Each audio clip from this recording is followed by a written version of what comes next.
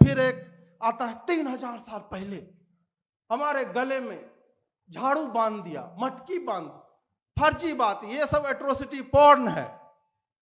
ये 1970 के दशक में ये वामपंथी बकलोली मात्र है। कोई प्राइमरी सोर्स में यहां पे खड़ा हूं, सर्च करके मुझे दिखाओ कि कब से ये आया 3000 साल का, किस लिटरेचर में है, ये कहां पे है। आरक्षण एक सामाजिक समस्या है जिसका एक राजनीतिक समाधान दे दिया गया।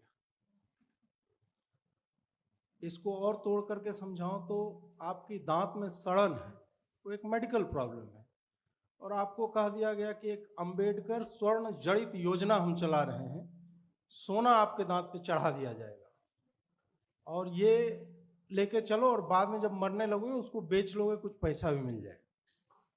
तो इसको ये इसी नजरिए से देखिए कि कोई डिनाई नहीं कर रहा है कि जातिवाद है समाज में, बिल्कुल है।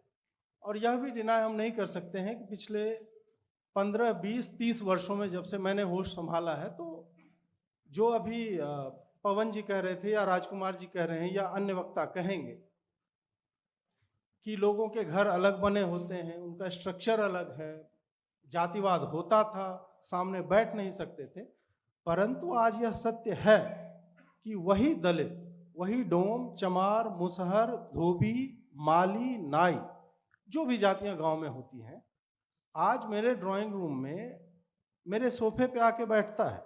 ये मैं अपना व्यक्तिगत अनुभव बता रहा हूं, और मुझे ना तो इससे तब प्रॉब्लम थी ना आज मुझे इससे समस्या है। अब क्या है कि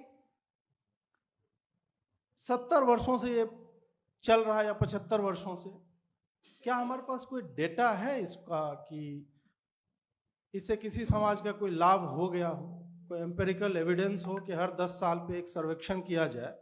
मतलब जातियों को सम्मिलित करने के लिए तो गहन सर्वेक्षण, मनुस्मृति में चले गए, वेद में चले गए, उससे पहले बिग बैंग में बैठ करके देख लिए कि फट रहा है तो वहां से कौन जाति नीचे जा रही, कौन ऊपर जा रहा है।